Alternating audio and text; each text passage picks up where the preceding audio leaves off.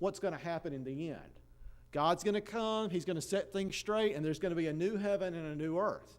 These people underneath the altar, they're not necessarily wanting people to suffer. They're not wanting people to hurt. They're wanting God's plan to be fulfilled. Which goes back to the question of how long? How long do we need to wait on God? As long as it takes. We need to wait until God is ready. Because God's timing is perfect, isn't it? I said it before, I'll say it again. When has God ever been late?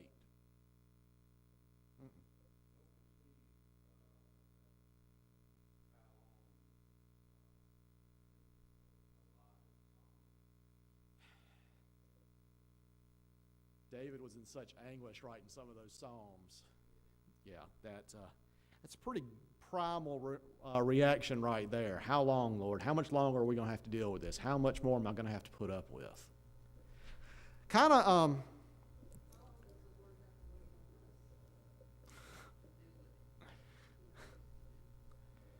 sometimes the Lord waits somebody's entire life. Honestly, I want to say this, and this is kind of a theological answer. Whether God has to wait an entire lifetime or wait 1 minute, God always waits too long on us. We should respond a lot quicker than we do. So, all right, verse 11. And white robes were given unto every one of them, and it was said unto them that they should rest yet for a little season, until their fellow servants also and their brethren that should be killed as they were should be fulfilled. Now, what do white robes mean? Purity. Yeah. I'm pretty sure on this, I haven't checked it, but I'm pretty sure that Jews, before Christianity, when a person became a Jew for the first time, if they had grown up a different religion, if they had grown up something different, when they converted to Judaism, they were actually baptized. Baptism didn't start with us Christians. The Jews did it before us. Did you know that? Y'all are quiet tonight. Part of the whole baptism ceremony was after they came out of the water, they would be given a white robe to symbolize their purity and their commitment from there on. God giving someone a white robe means even more than that. It means their struggle is done. However, the idea I want us to look at in verse 11 comes after that. It was said unto them that they should rest yet for a little season until their fellow servants and their brethren should be killed as they were, should be fulfilled. There's a Jewish idea. This is not in the Bible, but it's a doctrine. It is an idea that the Jewish people have, that God has a timeline that He's working on. Part of this idea involves the belief that God has created all the souls that are going to be created. This Jewish doctrine teaches that there is a place where the souls that have not yet been born are stored in heaven. This place is called the Guff, G-U-F-F. Jewish thought of the day was that the end of time would come when the last soul left the Guff.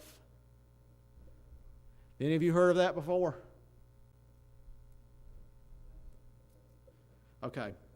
The idea was that God had planned out specifically how long the world would last. And it wasn't until that last thing happened on His plan that He would begin the end of the world.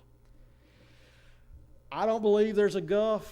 God creates a soul when a soul is ready to be created, and I believe that's limitless. But the point of the matter is, God is going to allow things to happen up until the point when He is ready to end things. When God decides it's time for the end of the world, then and only then is the end of the world going to come. Now, I say all that to say this. Did Jesus, when He walked the earth, say that He knew when the end of times was coming? He didn't. These martyrs who are at the very foot of God, Do they know when the end of the world is coming? So where do all these crackpots get the idea that they know when the end of the world is going to be? I'm serious. I mean, what was it? It was last year some Christian guy said, the world's going to end this time. And people were sending him money. He was telling people not to pay their bills. He had it down to the exact day the world was going to end. If Jesus doesn't know, that should be the only clue you need. But then the people who are at the foot of God, they don't even know when it's going to end. Y'all ever hear anybody who's saying the world's going to end on such and such a date? Please point them to this part in Revelation, okay? Then you can call them a crackpot.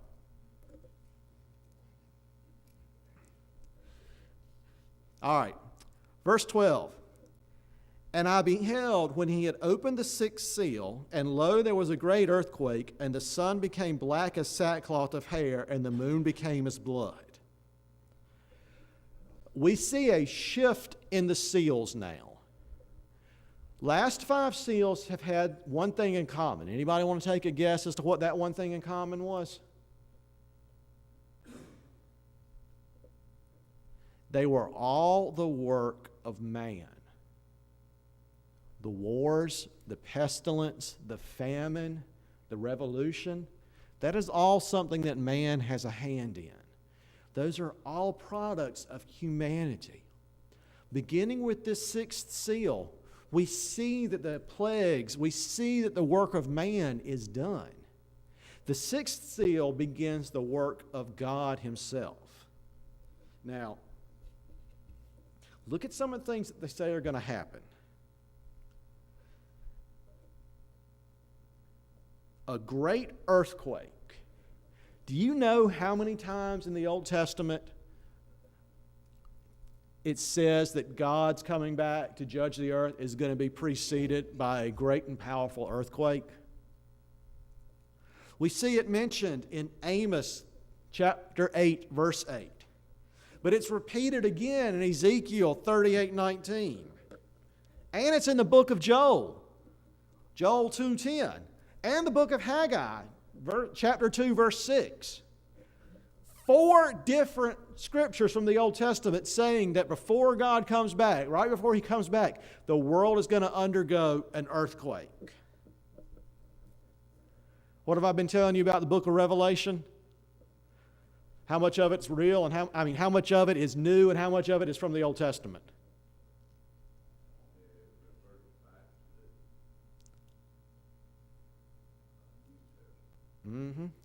This is real, y'all, but it's based in the Old Testament. So much of it is based in the Old Testament. So imagine that you have survived the first 5 seals. You survived plague. Yes, Terrell.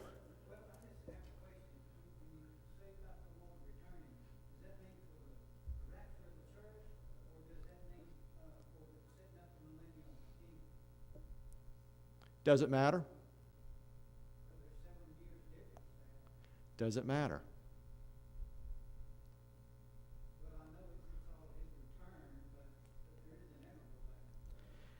We Christians will get so caught up, and you know what I'm talking about. There's a whole line of thought that's post-trib. There's a whole line of thought that's pre-trib. We get so caught up in when God's going to take us, we seem to forget. It's not our job to worry about when he's coming to get us. It's our job to worry about what we're doing when he comes to get us. We spend more time fighting our brothers and sisters about when God's coming to pick us up than we do worrying about those people who don't know about God. I'm intentionally not answering your question, Terrell, because I am sick and tired of the Christian church worrying so much about when he's coming and not worrying about what we're doing before he comes. So, I'm not answering your question, and I'm not sorry, because honestly, to me, whether God comes tomorrow or whether God comes 10 years from now, whether I have 24 hours or I have 10 years, I better spend whatever time I have doing the best I can and not counting down the clock. So, that's my answer to you on that. Don't mean any disrespect, that's just my personal feeling.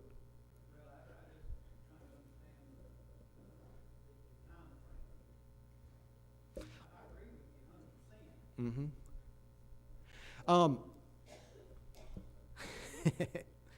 Let's just, let me get back to this earthquake thing right quick. How many of you in here have ever been through an earthquake? I slept through one. Does that count?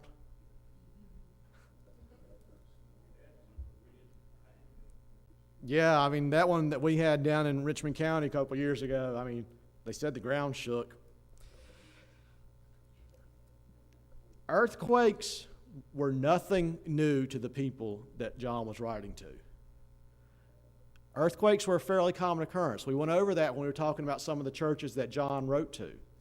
It was common for them to have earthquakes. However, when God comes back, it's not going to be a little earthquake, it's going to be a great earthquake.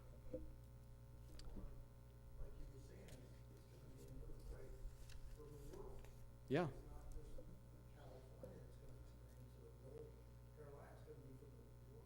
Mm-hmm. When else in the Bible has an earthquake happened? At Mount Sinai? Mm-hmm. When else? Isaiah's time. When else in the Bible was there an earthquake? At Jesus' crucifixion.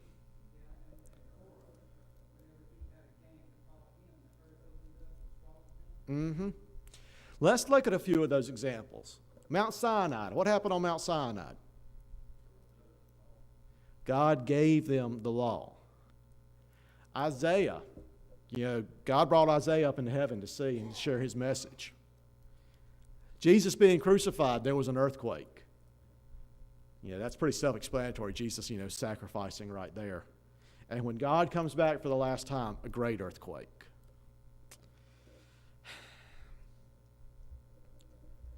God is coming back. And he's given us signs in the past, and he's repeating those signs for us. Mm-hmm. Not only the earthquake, but the sun turning black. When else did that happen in the Bible? Crucifixion. Y'all, God is telling us we got to be working. We got to be out there doing. Because when he comes back, there's not going to be no ifs, there's not going to be no ands, there's not going to be no buts. When God comes back, that's it. Mm-hmm. No. God's not going to give another chance because God is going to destroy the earth. He talks about the great earthquake. He talks about the sun being turned black as sackcloth. He talks about the moon being turned, I don't want to mix my Bible messages here. And the moon will become as blood. Who else talked about this thing happening? What's that? Yeah. Somebody else in the New Testament talked about this. You know who? Jesus talked about this. Matthew chapter 24, verse 29. Mark chapter 13, verse 24. And Luke chapter 23, verse 45. Jesus is telling what's going to happen when God comes back. And what Jesus says is remarkably similar to what John is predicting here. But I'm going to give y'all a lot of homework tonight. A lot of these stuff for y'all to go home and look up. Verse 13. And the stars of heaven fell unto the earth, even as a fig tree casteth her untimely figs when she is shaken of a mighty wind. How many of you ever go out at night and look at the stars? I love Google Sky. You know that? I used to know what the stars were, but now that since Google Sky's come, I just take my phone and hold it up and it tells me what the stars were, what star is, where it is in the sky. The stars have been up there a long time, haven't they? Do you know how stable their position is in the sky? That's how people have navigated for thousands of years. By looking up at the sky and telling where the stars were. When NASA sends a spacecraft out of the orbit of the Earth, do you know how they keep it on track? GPS doesn't work when you're above the GPS satellites. By the stars. Stars have been there since creation, and we expect stars to be up there forever. But they're not going to be, are they? God says that He's going to cast the stars out of the heavens. How many of you have seen a shooting star? It's really cool, isn't it? You ever seen a meteor shower? Imagine how terrifying it would be to see a multitude of the stars falling from the sky.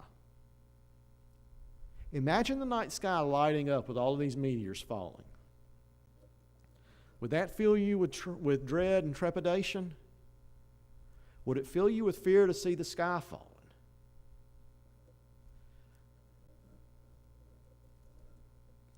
These seals, they started out relatively benign. Do you see how they are progressing upon each other and building up? Do you see the destructive power going from something small to something large? Nod your head, shake your head, let me know you're alive. Is there any coming back from this? So many times in the Old Testament, God got so frustrated that He wanted to throw His hands up and quit. How many times did God argue with Abraham or God argue with Moses about how this stiff-necked people wasn't worth it? But in the end, He always relented and saved His people. When this time comes, there's not going to be any saving. There's not going to be any do-over. It's going to be it. It's going to be the end. So,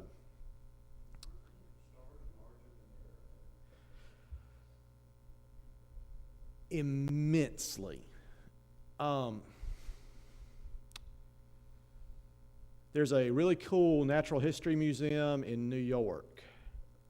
And basically what it worked out to be is if the Earth is the size of the windscreen on this microphone, the sun would go from the ceiling to the floor. And our sun is not a big star. I think the largest star out there is so mind-bogglingly big.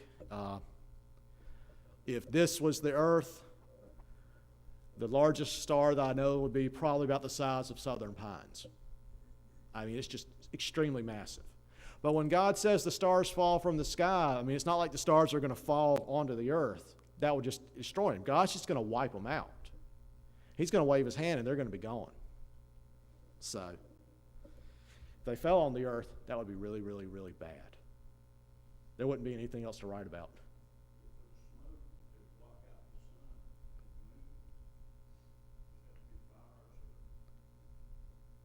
No, because to block it out, all He has to do is take away the light. If you blot out the light of the sun, you can't see the moon. If you sweep the stars from the sky, there'll be no light, so you can't see. Does that make sense?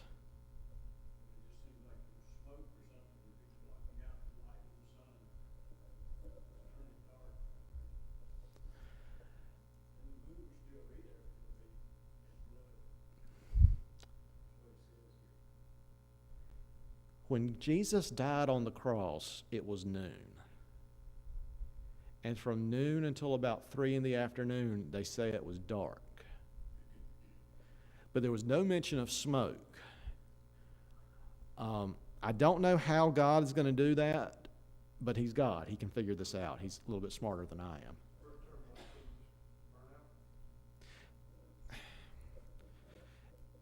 Sackcloth, like hair, is dark. Now, when God says, it becomes black as sackcloth, maybe it's like a solar eclipse. God just blots it out. I really don't think it's going to be smoke, Joe, because if it was smoke, man would give a man-made explanation for that smoke. And as thick as smoke can be, usually, sometimes it filters a little bit for light to come through. This is going to be dark, dark, dark. I think we will still be able to look up in the sky and see a burned out impression of the sun, and we'll still be able to see some of the sky, but we're not going to see the light that we're used to and the stars that we're used to.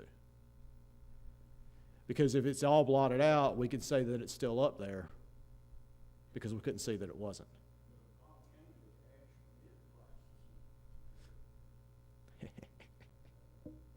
Why do you always jump ahead of me? I literally, in my notes, Joe, have to talk about volcanoes in next couple of verses. Any of y'all ever heard of the volcano Krakatoa? Come on, seriously, y'all never heard of the volcano Krakatoa? Krakatoa was a volcano back in, I think, 1880s. It was a massive volcano blast. I mean, it was the loudest sound ever heard by man. An island ceased to be when this volcano exploded. This volcano shot enough ash into the atmosphere that it affected the temperature of the earth for guess how long? 50 years. 50 years it cooled the earth down. Now, even though Krakatoa exploded and cooled the earth down, this was the largest volcano that mankind has ever experienced. And it put up enough ash to where if I remember I read a book on this, if I remember it correctly, for the next 2 years, it was known in England as the year without a summer. It cooled the earth down so much that England never had a summer. And interestingly enough, after this volcano exploded, there were potato famines and things like that because there wasn't enough sunlight to grow food in certain parts of the world. Even with all that said, there was still enough light to see the sun. People actually remarked on how beautiful the sunsets were because all the volcanic ash in the air gave all these purples and yellow hues to everything. So, when God says He's going to strike the light from the sky, I don't think He's going to pull a curtain over it. I don't think He's going to, put something in the atmosphere. I think He's just going to, like turning a light switch, the sun's going to go out. Period, end. That's just my opinion. The apocalypse happens, Joe, and we look up and there's smoke. I'll buy you a cup of coffee.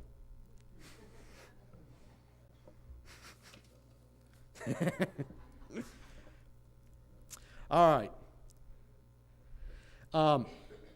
The heaven departed as a scroll when it is rolled together, and every mountain and island were moved out of their places. Where was John when he was writing this? The Isle of Patmos. The Isle of Patmos is a rocky, barren island. The Isle of Patmos is nothing but a big rock. And when I say it's nothing but a big rock, it has so little dirt, it is hard to grow food there. It is one big rock in the middle of an island with a whole bunch of caves carved into it. How solid is a mountain of rock? Pretty solid stuff, isn't it? Yet here is John sitting in his cave writing that when God comes, every mountain and island will be moved out of their place. I told you when Krakatoa exploded, the island that it used to be ceased to be.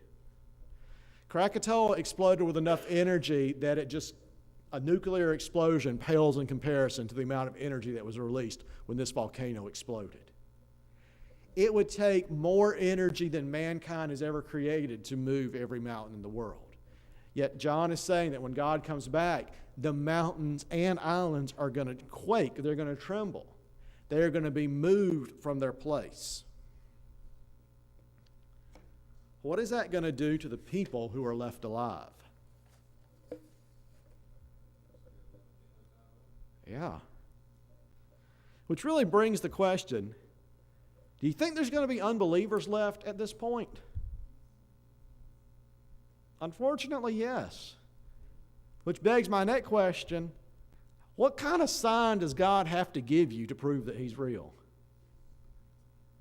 I mean, come on. But unfortunately, people have a way of hardening their hearts, don't they? Verse 15. And the kings of the earth, and the great men, and the rich men, and the chief captains, and the mighty men, and every bondman, and every free man, hid themselves in the dens and in the rocks of the mountain. Okay, 6 types of people here. Kings of the earth, which are obviously the rulers. The great men, the powerful men, the movers and the shakers. The rich men, the people with money. The chief captains, middle management, things like that. mighty men, soldiers, things like that. I've moved on from 6. Just keep with me. Bondman. What does bondman mean? Slave. Free man. That's the opposite of slave, isn't it? What type of man is left out of this list? None. They will all hide themselves in the dens and in the rocks of the mountain. When God comes back to reveal himself, people are going to be scared, aren't they? Isn't that the natural result of sin? Wanting to go and hide? When you know you've done something wrong to God, when you're called on it, isn't the base instinct to go and run and hide? I was about to say, it's what happened in the garden. Kind of a bookend, isn't it? The beginning of time, man sins, and when he's called on that sin, he runs and tries to hide from God. And at the end of time, when God does all these signs and calls man out and says, you've sinned and I'm coming to get you, what does man do? Runs and hides.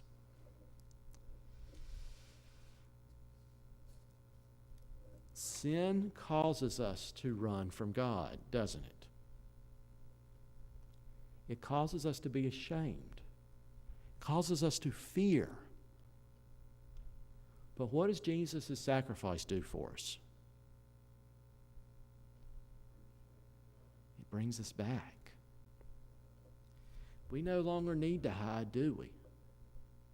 The sacrifice of Christ means we don't have to be afraid anymore. The sacrifice means we don't have to be scared anymore. Exactly. People who are guilty hide. People who are forgiven, they have nothing to hide from, do they? We Christians need to be grateful that we don't have to go and hide. We need to be thankful that we can stand up and face what the world throws at us. We need to be thankful that if we are around when all this comes, we don't have to worry because we've been taken care of, haven't we? One last thing I want to get to. Verse 16. All these people who fled, they said to the mountains and rocks, fall on us and hide us from the face of him that sitteth on the throne and from the wrath of the Lamb. So all these sinners are running into these caves and wanting the mountains to fall on them. They're so scared they want to be buried alive. It's pretty scared, isn't it? Man, y'all are quiet tonight. We're going to start doing calisthenics every 5 minutes till y'all start talking. All right, one thing I want to point out in this verse. Who are they running from? They're running from God and who? The wrath of the Lamb. Is that an oxymoron? Come on. How mean are lambs? Okay, yeah, Gunther, you know a little bit more about lambs than the rest of us. Well, I guess when you try and sit on an animal, it's going to be kind of mean. We never usually associate wrath with an animal like a lamb. We associate wrath with a bull, with a lion, with something big. But from the wrath of the capital L Lamb. Christ has appeared in heaven as a lamb that was slain, as one of the most innocent of creatures, looking as if it had been slain. But even in this innocence, he holds power that is above all of us, doesn't he? And when it comes down to it, when he unleashes this power, when he unleashes this righteous wrath, and please note that I use the word righteous, because again I ask the question, does God want to punish people? But does he have to? Yes. What's that?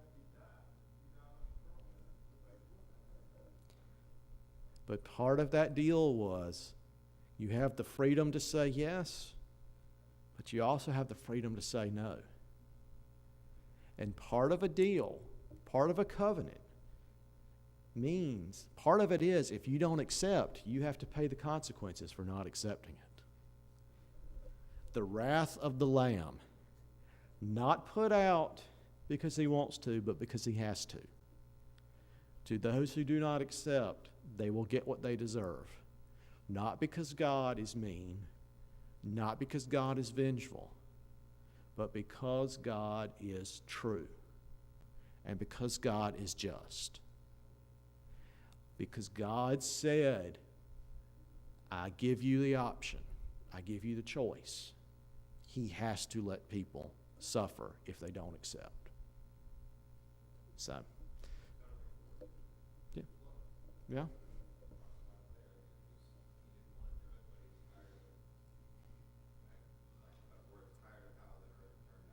Mm-hmm.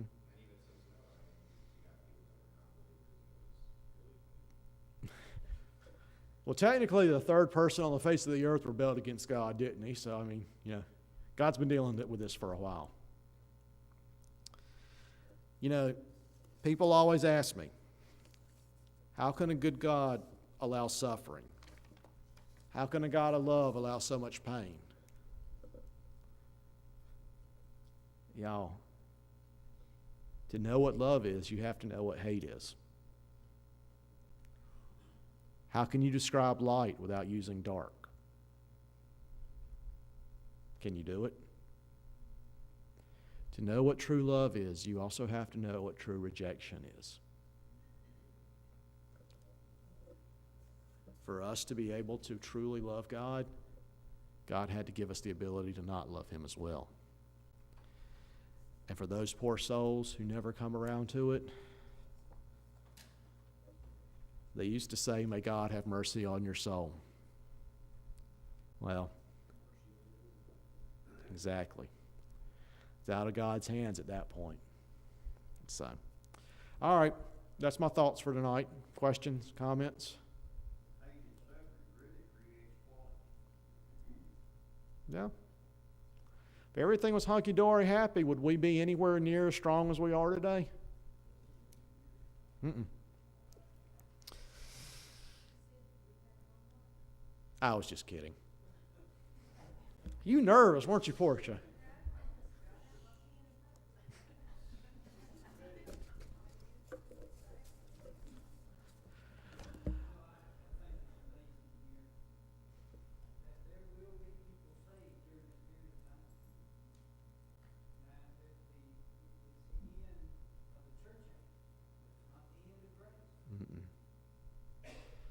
As long as there's room for doubt, there can be faith.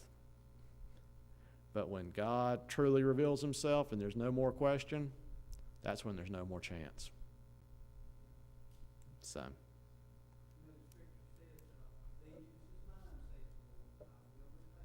Mm-hmm. Yeah, I'm glad that we don't get.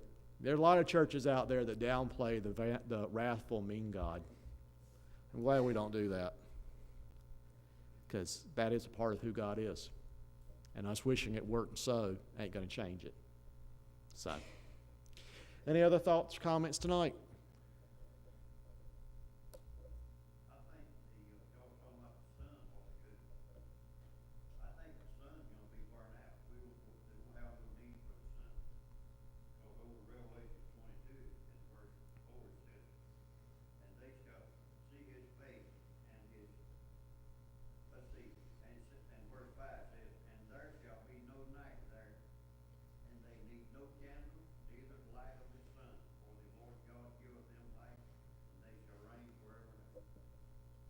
We got 16 chapters to go before we get to that point, though.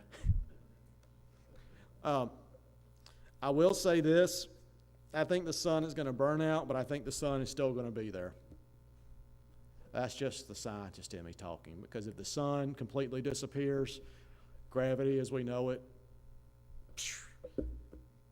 rotation of the earth, all this lovely stuff. So, yes. Amen. So, But with all that said, that should give you a little bit of initiative to get out there and get that unbeliever saved. You don't want nobody going through this. So, all right. See, got through. We got 5 minutes. That's kind of short. Okay. So, if that's all, let's close out in prayer. Would you pray with me? Father God, give us strength for the remainder of this week. Help us, dear Lord, as we go out and we celebrate and we enjoy ourselves. Help us to realize that everything we are and everything we do comes from you. Give us strength this week to reach out and to witness to others. Give us words and give us courage so that we may share your word where it is so desperately needed. Help us, dear God. Help us to be the people you have called us to be. In your Son's name we pray. Amen.